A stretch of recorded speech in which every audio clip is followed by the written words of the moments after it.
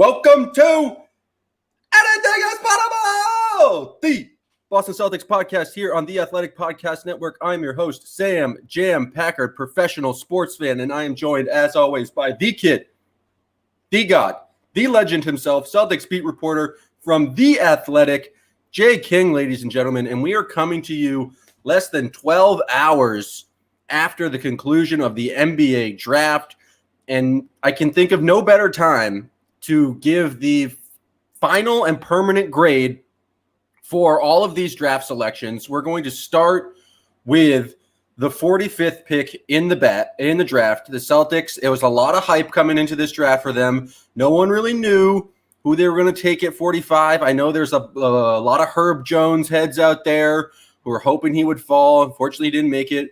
But the Celtics went with Juhann Begarin, French. Could you please try that again? I'm just going based on Chris Forsberg. He tweeted out a pronunciation. It says Juhann Begarin.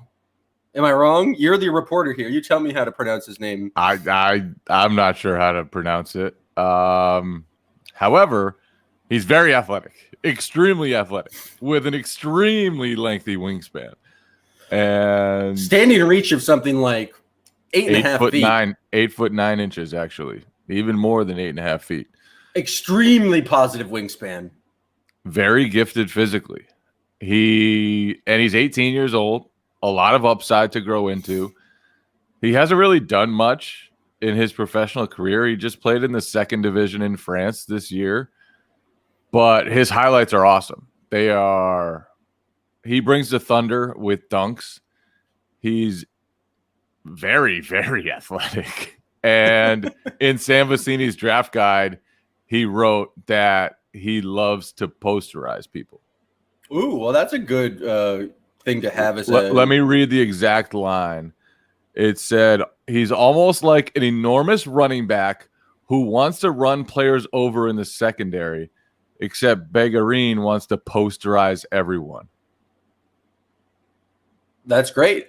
I mean, that's the mentality you want your 18-year-old French draft and stash guy to have.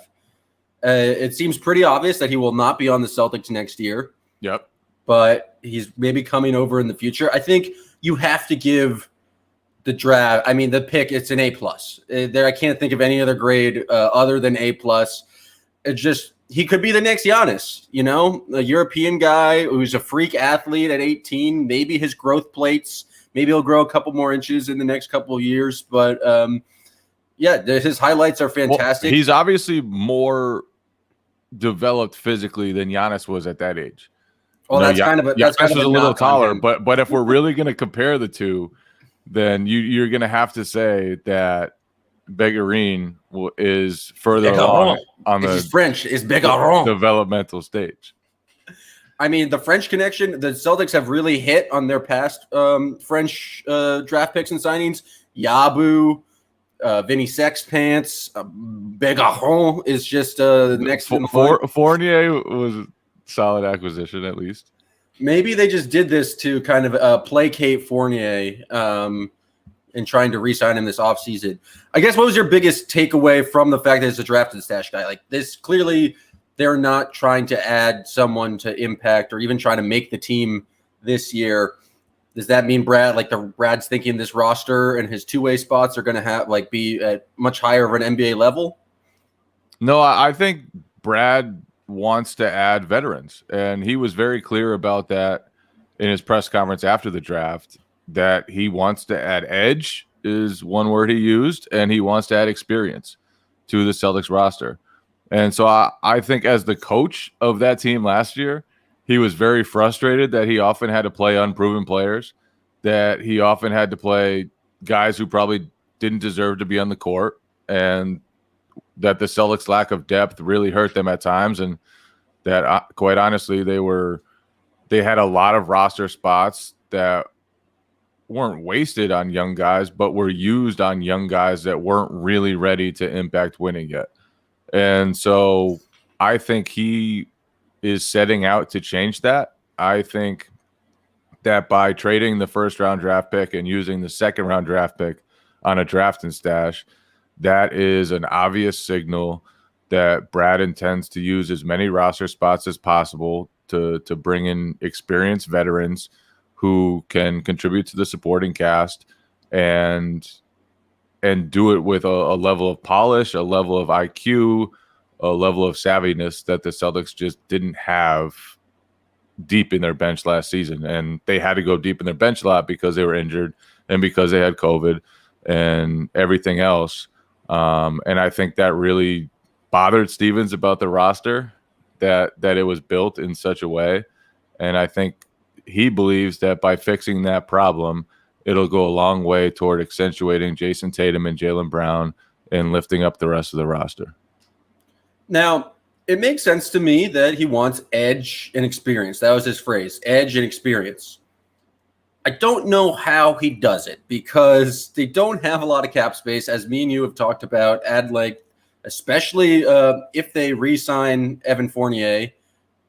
So the edge and experience will also have to be cheap. And I don't know how they necessarily pick up the guys who you with the appropriate amount of edge. Like Jeff Teague, I don't know how much edge he had, but he was brought in last year. He has plenty of experience. NBA Finals champ Jeff Teague. It was great to see him walking in the hallway after the Bucks won the title, just saying, "I got an A on a group project." Great self-awareness from Finals Teague. But you can say edge and experience all you want, but there's no path to that, given just like the limited amount of money that they're going to have available to go after players of that caliber, especially if they re-sign Fournier. Is there any update on the Fournier re-signing thing? Any new news? Or are we just basically in the same, they could have $5 million or 5.9? I know you get upset when I don't give the full mid-level exception. Or what is it? What's the taxpayer mid-level or non-taxpayer mid-level? 9 point something? Yeah, close to 10. So do we have any update on kind of like how much money they're going to be able to spend on this edge and experience? I would bet that they probably bring back Evan Fournier on some sort of probably at least semi-reasonable contract, and that he will be part of that experience, part of that edge.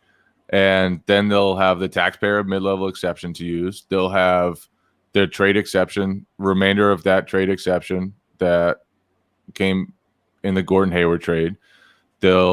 They could try to trade Tristan Thompson for a wing or a point guard. The guys who could be available at the taxpayer level could be like Patty Mills, who's been good for a long time and still has a lot. It could be somebody like Rudy Gay, who has been very productive over the last several years in San Antonio. It could be a number of players like that. And you bring up Jeff Teague, which is obviously the most recent example for the Celtics of, the veteran that they targeted last offseason. But I think that was a very different year for them because they were waiting on Gordon Hayward's answer. And their idea the entire offseason was to bring back Gordon Hayward and basically run it back with the team that reached the Eastern Conference Finals the year before. When Hayward left, they didn't have time to recover. And a lot of the free agents that they would have targeted were already gone. And so I think they ended up with Tristan Thompson and Jeff Teague. That was not at all their first plan. And I think this year, knowing exactly what they'll have to spend, they should have a better plan, better timing for trying to get guys who will actually make a difference, instead of an addition like Jeff Teague, who did have experience but just didn't have much left. Didn't have much left. The edge part is important. He didn't say experience and edge. He said edge and experience. So we know how they're going to prioritize their targets. Also, last night, the Celtics signed undrafted Virginia forward Sam Hauser to a two-way contract. He will be playing Summer League. His nickname, someone tweeted us, his nickname is like Big Smooth, which I think is a strong start his for Twitter Sam Hauser. name, isn't it? Yes, Twitter handle is Big Smooth 10. Could be related to Cole Hauser, a great actor. What do you give the grade the Sam Hauser signing? Because I think it has to be an A+. And why do you think it has to be an A+? I mean, it's a shooter. He's got big, smooth 10. I mean, how else are you going to evaluate a two-way signing that happens immediately after the draft, 7 hours after it happened? I think there's no other way to kind of come down on the issue. I think you could be negative, but that's not what I'm here to do on this podcast. Yeah, I think it's probably the right type of signing with a two-way deal. He's a 6'8" shooter. He shot 43.9% during his college career. He can really, really shoot that thing, and he has a lot of size. He hasn't been a great defender at all. But if you can work on some of those things and turn him into even a more versatile shooter, then there's something to work with. There's an obvious NBA skill that he has, an obvious size that he has. And so that's the type of swing that makes sense for a two-way contract, a guy that will probably spend a lot of time with the main Celtics, but has a chance because of his shooting to eventually crack into the NBA. If he's one of the two-way guys, what does that mean for Taco and or Tremont Waters? Like, you can only have two-way guys. I'm assuming, I think, if I had to guess, Tremont Waters is going to want to go to a place where he's going to have much more of an opportunity. Is there any update regarding him or Taco and whether or not they would remain on two-way contracts, or they're going to be looking for opportunities elsewhere? Yeah, my guy Jared Weiss reported that Tremont is likely headed elsewhere. Taco, I'm not sure about. Obviously, with this new two-way signing, they only have one spot left. And I believe you can only sign 3 years on a two-way contract. So Taco could only sign a 1-year two-way deal now if he were to sign that. So he's a little bit limited in his two-way options at this point. But yeah, Hauser will take one of those spots, one of the two spots, and we'll see what they do with the other one. I mean, it's going to be a very exciting summer league team with Hauser, possibly. Can we call him Doogie? We just did. Doogie. I mean, another reason for an A+ signing, Doogie Hauser, the young, fresh-faced killer. Whose house is it? Sam's house. Oh, wow. See, the league's headlines write themselves. We also know that Neesmith, Peyton Pritchard, Romeo Langford, Moses Brown will all be participating in summer league for the Celtics. Can we call him Eddie?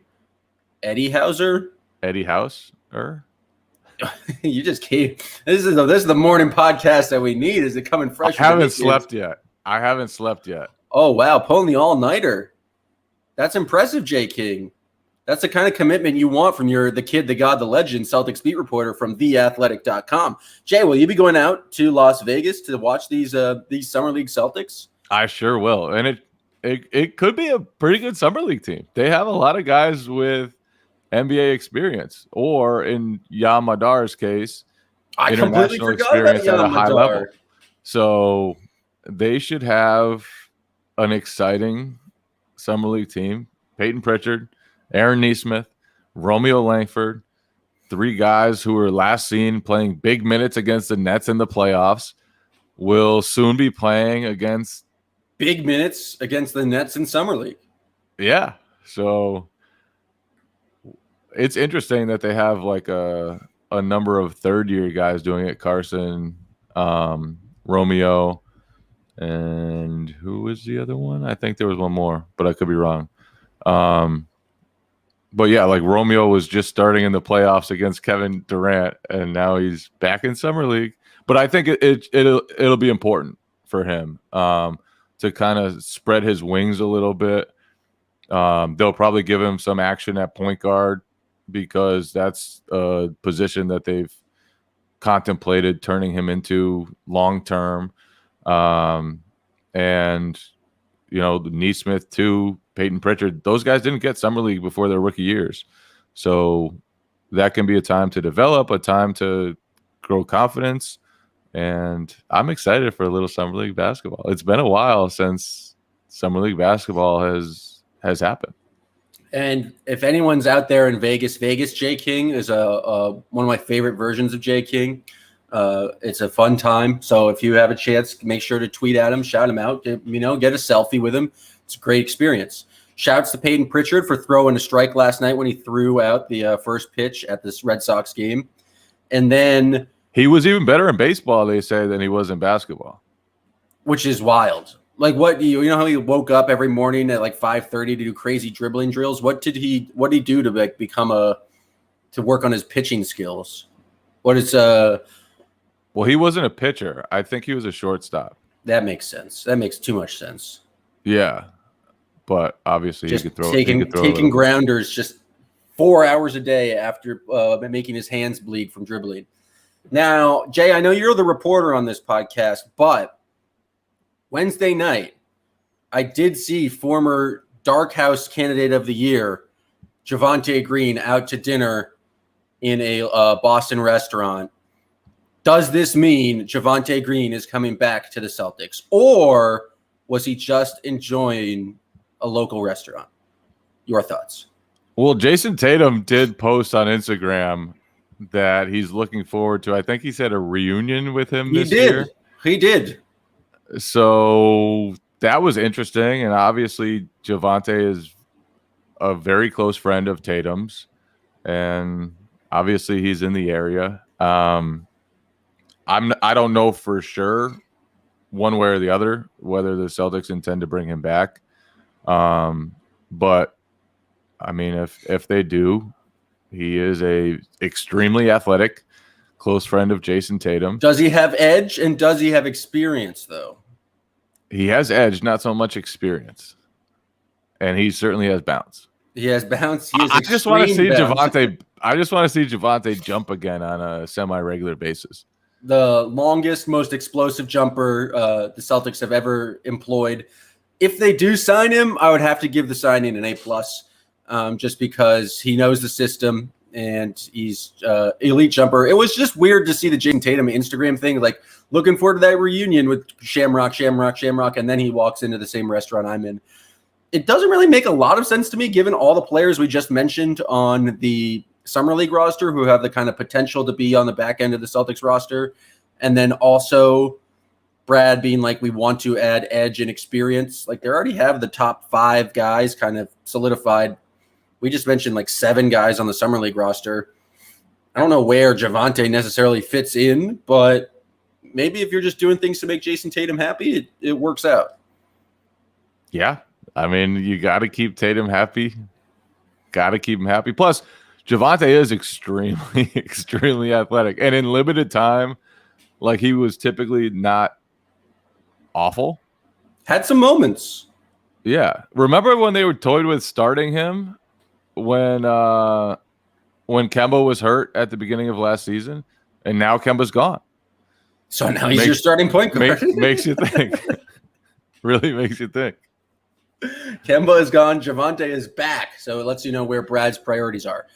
A few other storylines coming out of the NBA draft. I think the biggest story was the Washington Wizards trading Russell Westbrook to the Los Angeles Lakers for, what was it, the Kyle Kuzma and KCP, the package deal that no one in the league wanted. Did they also get, Montrezl Harrell in there? Yes. And second-round picks? Yes. So the new big 3, Russell Westbrook, Anthony Davis, LeBron James, making somewhere near $115 million next year. I'm going to need your grades from the Lakers' perspective and the Wizards' perspective. And then we'll talk about how that affects Bradley Beal, because that's the only reason we're talking about it. For a super talented guy, there is no worse fit for the Lakers than Russell Westbrook.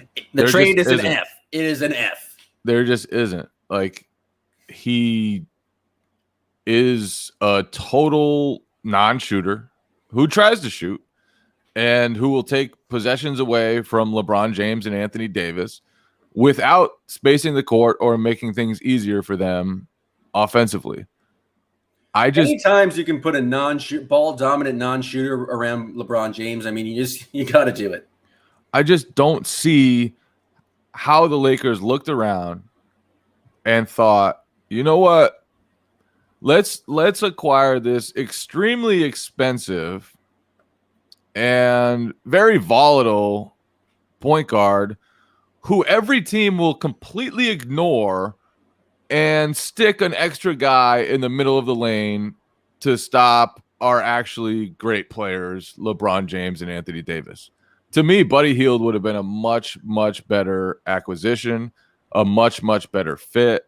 And that was rumored to start the day. Like, we woke up with the rumors that basically that same exact package was going to the Kings for Buddy Hield, a guy who's great at shooting threes and seems like it would be a much better fit around LeBron James-led team. I don't know why that deal didn't go through. Maybe the Kings are just like, we don't want to deal with the Lakers. But yes, adding Russell Westbrook does not make any sense.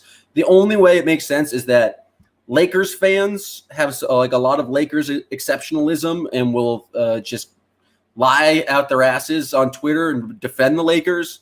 So will Russell Westbrook stans, and kind of the mixing of the two of them. I think there's going to be a lot of great online moments where Lakers fans are defending Russell Westbrook while he shoots 17% from three this year. It's ironic that the Lakers roster now needs to be healed after they failed to acquire Buddy.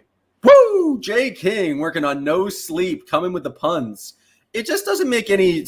You're right. It's kind of a nonsense deal. It kind of feels like LeBron was like, "Go get me an all-star." I was like, Buddy Hield hasn't made the all-star team, and so it's like doesn't have the clout. We need another star in here.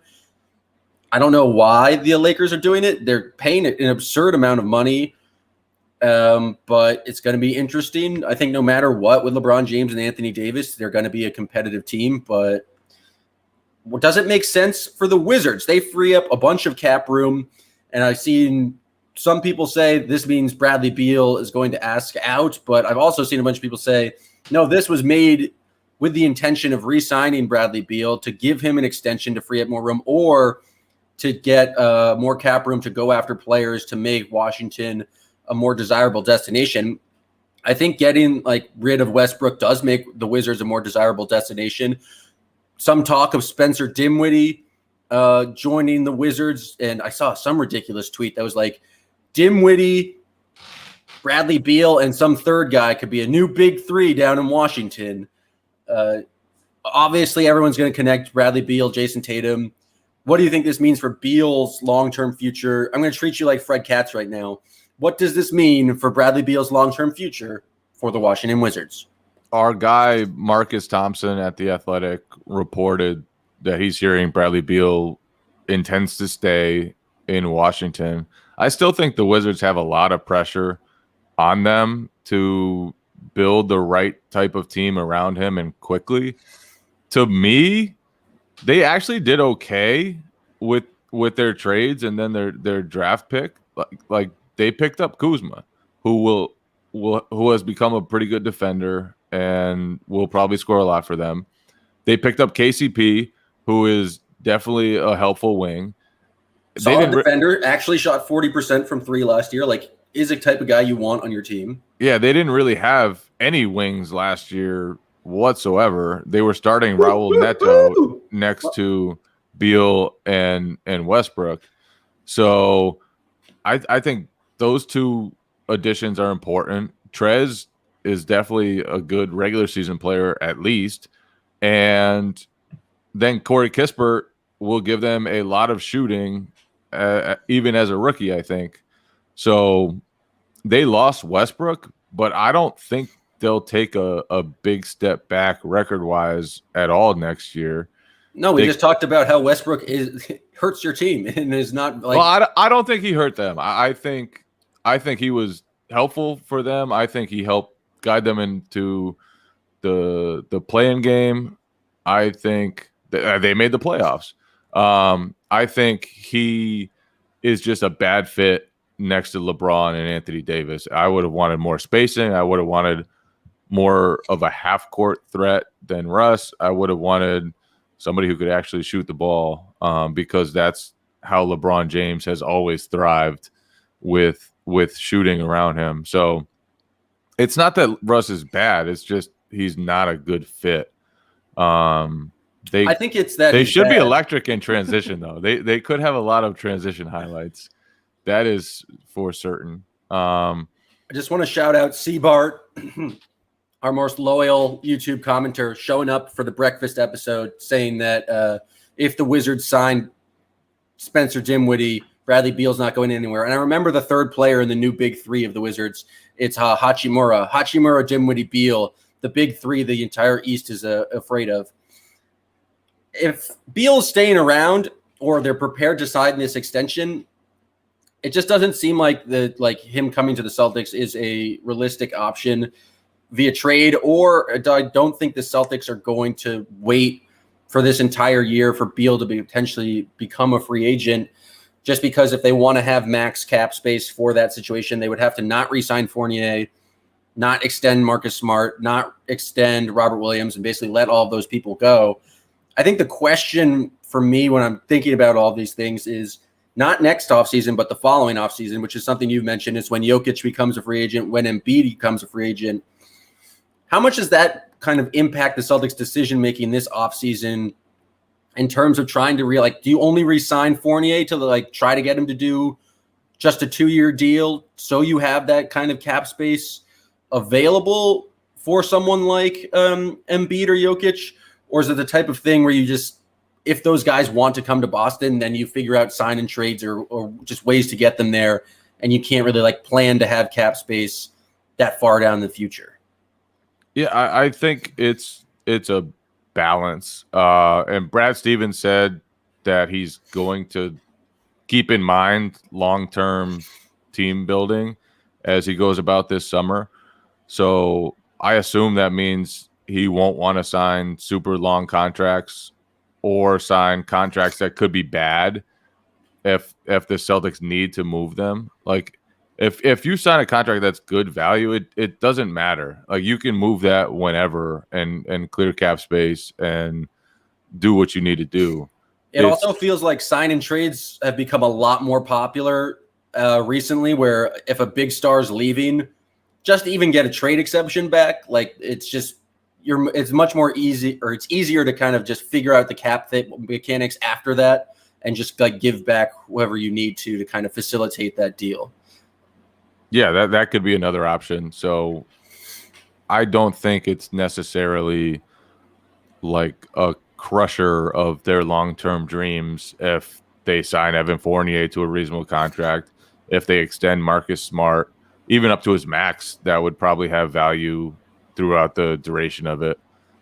His max extension, and it's not like a full max contract. It's just the most he can make under an extension, which I believe begins at $17.2 million per season. And then, Stevens has a lot to juggle because he does want to add veterans and he does want to add edge. And he does want to obviously bolster the supporting cast for this team and make life easier for Jason Tatum and Jaylen Brown.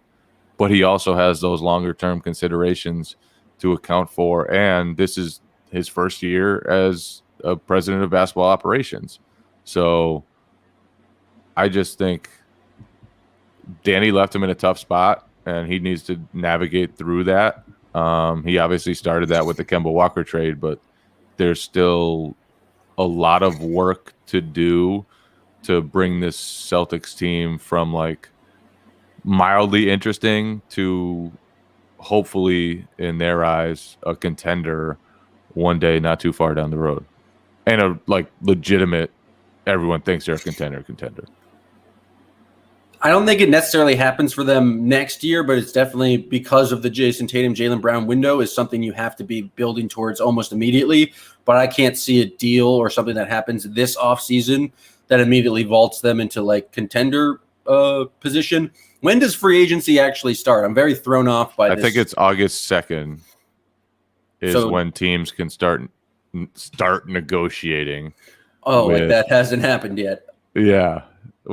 So we'll probably start hearing about agreements maybe before August 2nd. Yeah. Today is when we start hearing about them. Yeah. So whatever happens with the Celtics at that August 2nd deadline, Jay and I will be here. Jay, I want to get your reactions from anything else on draft night. I don't know a lot about the draft, but I know that the Raptors drafting Scotty Barnes was an F. Had to be an F. terrible pick. You can't draft that guy. That's all I'm hearing. It was a 4-player draft, and they drafted the 5th guy. What a bunch of idiots. Your thoughts? Yeah, I actually think Scotty Barnes will be pretty good. He's big. He knows how to play. He's going to be an impact player at the NBA level. I just think passing on Jalen Suggs was a monster mistake. I think he is going to be a many-time All-Star. I think nobody can keep him out of the paint. I think he's a great competitor. I think he's a great passer. He is exactly the type of prospect I would want in my organization on so many levels. And the Raptors had a chance to pick him up. It would have been very easy. He dropped to them at number 4. They should have been so excited.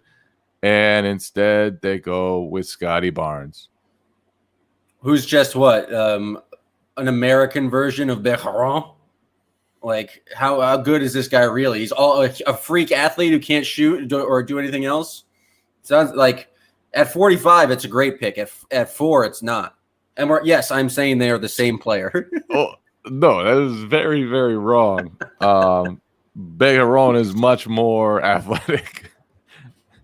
No, I'm kidding. Well, he is much more athletic, but Scotty Barnes is good, man. Scotty Barnes is a good prospect. But isn't he like kind of overlap with like what Siakam does? Yeah, but like you can't really have too many of those types of guys in the NBA. Like you can't have too many long, switchy, versatile guys. Yes, you can. It's called the Orlando Magic. Well, the problem with Barnes and to an extent Siakam too is that Barnes can't shoot yet. And maybe he will one day. And obviously the Raptors are betting on him becoming a shooter and becoming a better scorer. But in college, he certainly wasn't a knockdown shooter. But he did a lot of other things. And I like his game. I just do not like his game more than Jalen Suggs' game. That was a stunner. That was pretty much the biggest stunner of the draft just because it felt like all I heard about was this four-person draft, like obvious top 4. Like Jalen Suggs was clearly the 4th pick. It really worked out well. Great draft for the Orlando Magic. Not something you would think anyone would say, but they were able to get Suggs and then combining. People forget that Mo Wagner finished the year with the Magic last year. So combining the Wagner brothers down there in Orlando, it's going to be an interesting Magic team. Well, I guess I'll open it up now. Any other like draft reactions from last night from you, Jay? What was the Warriors went with Kuminga? Yeah, I like Kuminga. I like Kuminga more than the average man likes Kuminga. People are very down on Kuminga, but he's like total project, they say, which is interesting for like the war. Like, does the make sense with the Warriors' timeline? I don't see him as a project because I think he has a lot of pretty good feel for the game. Obviously, he didn't have a great year in the G League or the year that a lot of people expected from him in the G League, but he was, an 18-year-old right out of high school playing in a professional league in a bubble. Like that's just a very unique situation, and I don't know if that's always going to be the most indicative of what a player is going to be. I like Kuminga as a passer. I like him as just a long athlete, and I don't think he'll end up being on the Warriors long term, though. I would guess that the Warriors are going to trade both of those guys they picked, and maybe James Wiseman too, and get somebody in there to help Steph and Draymond and Klay Thompson try to win another title. Because if you don't, then that team I don't think has enough to win. And then what are you doing? What are you really doing with Stephen Curry? Like wasting Stephen Curry's last prime years? It just seems like a huge, huge mistake to me, especially when you have a lot of trade chips like they do. Yeah, no, that's like all the speculation was that they're trying to figure out just a way to get another established player. The tough thing for the Warriors is that they are paying Andrew Wiggins $35 million a year, which is going to be tough to move on from, but someone's going to do it. There's not a lot of free agents this year, and there's a lot of teams that do have cap space. Any other takeaways from the draft? I mean, James Bouknight, Nick Friedman combination, I think is going to be pretty potent down there in Charlotte. Now that Javonte Graham, I don't think is coming back. The Terry Bouknight LaMelo backcourt, and the Hornets got a Plumlee. So anytime you can combine a Plumlee and a Zeller on the same team, you better watch out. How do you feel about your guy Friedman getting roasted by LaMelo in that drill or whatever it was, and then ESPN posting it for everyone to see? He's got to provide better resistance. No, the point of the drill is to build up confidence of the player. If Nick Friedman just locks him down, LaMelo's confidence is shattered. The point is just to show and let LaMelo kind of go to the rim. You had the guys with the pool floaty behind him. It's just about building up the confidence of the player, getting reps in. Anything, you gotta kind of knock Nick Friedman for a little bit of a bald spot coming through, and that being posted on SportsCenter. That's the thing. You maybe get some just for Mengel or whatever. That's the thing I knock Nick Friedman on, not for the defense. The man knows how to run a defensive drill, and he's been scored on by some of the best players in the NBA, and that's on purpose. So I'm not going to knock him for doing his job. For those who don't know, Nick Friedman is Packard's buddy who is on the Hornets coaching staff. He was guarding LaMelo Ball in some sort of drill, and LaMelo went by him and threw down a loud dunk that became a highlight video on the internet for everyone to see. My other takeaways, one of my favorite draft picks, just because it's fun, is Sharif Cooper to the Hawks. I love that the guy who kind of plays like Trae Young is now Trae Young's backup. And I am a huge Sharif Cooper supporter. I think there is a world where that guy becomes awesome in the NBA. I know he's really small. I know he couldn't really shoot in college. I realize that neither of those things bode well for his NBA chances, but he's just ridiculously skilled offensively with the exception of his shooting. Like, his passing is incredible. His handle is incredible. He can draw contact. He gets to the free throw line. He has a lot of game. So there was a lot of 48 minutes of Trae and Sharif could be fun. There's a lot of clamoring on the Celtics Draft Nerds Twitter. They wanted Sharif Cooper or they wanted BJ Boston at that 45th spot. Sure, I just don't know how a small 6'1" point guard would have fit in with the Boston Celtics. Didn't really make a lot of sense to me, but I'm also haven't been watching the YouTube clips for the past 3 months, so hopefully it works out for Cooper. And I think on the flip side of that, the Celtics now have 3 young prospects who are like 6'6"-ish and athletic and should be able to switch on a lot of positions. And so if they get 2 of those 3 with Romeo, Aaron Nesmith, and Begarin, if they get 1 or 2 of those guys to hit, and all of a sudden you have another young guy in that same versatile mold who will be able to switch everything, get out in transition, be really athletic next to Tatum and Brown, then like that could be a difference maker. You just need to hit on one. You just need to have one guy who can be like evolve into competent starter. Because I feel like the way the league is now is like you have your ball handler, you have your one big man, and then you have your 3 swings. That you got 2 of them, and if one of the kind of Romeo, Nesmith, Begarin, what position is Yam? Is Yam more of a guard, right? Yam's a point guard. So, but you just need one of these guys to come in and just be a competent starter. Why do you never know what Yam is? We have talked about Yam several times, and you never remember what Yam Madar is. I feel like it's because I'm threatened by him because he has such a similar name to my name, and so I don't really want to acknowledge his existence. But we did have a question from Duckworth Bob asking where Yam would have gone in this draft now that he's an improved shooter. Jay, I'm going to let you answer this question. Give me the exact draft position Jan would have gone if he was in this draft instead of last year's draft. I have no idea, but I will say this. I think he would have gone 23 to the Rockets, personally. When he was drafted, shooting was his obvious weakness. And then he followed that up with like 42% shooting in a tough league in Israel on pretty tough diet of shots. So he absolutely improved his standing. He absolutely improved his biggest weakness. And he's definitely an interesting prospect. I don't know how good he will be. I don't know if he'll ever be a viable NBA rotation option.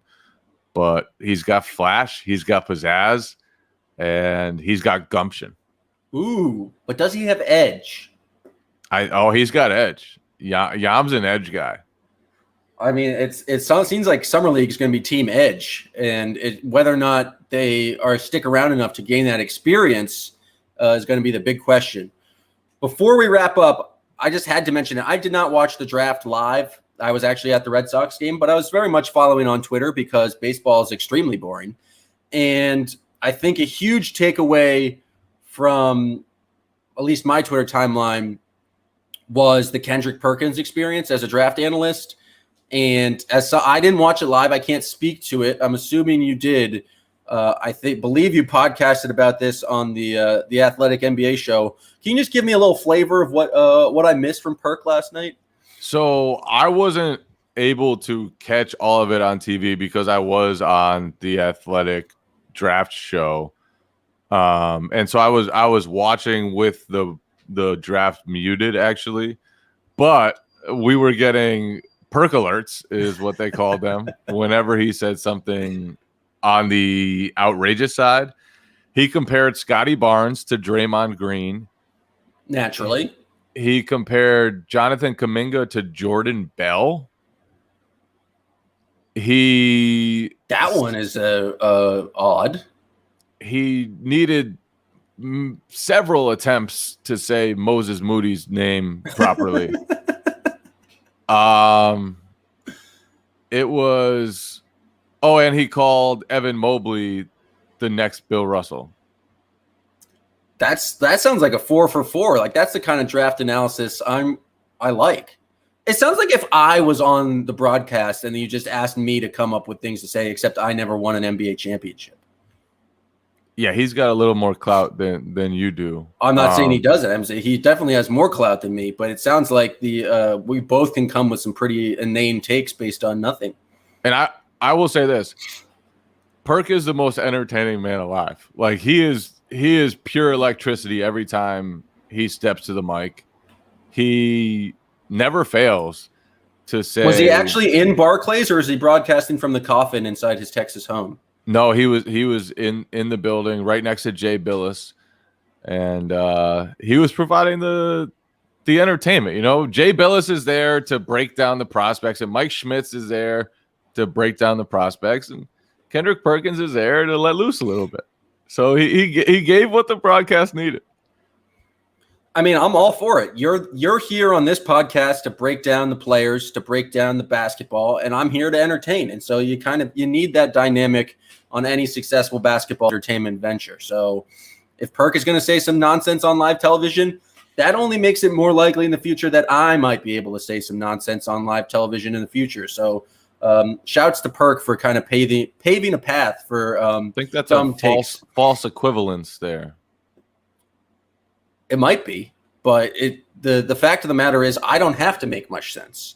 That's what Perk is doing for me, is that it doesn't matter what you say, is as long as you say it with enough gumption and enough edge, and if you have the proper experience, you can really say whatever you want. I can't believe you said gumption. You said gumption 3 minutes ago. I know. That's why you can't use it. Oh, you have the ownership on the word gumption? Yeah, nobody uses gumption within 2 minutes of another gumption usage. I'm going to keep saying gumption more and more. Is gumption potable? Twice. Anything is potable!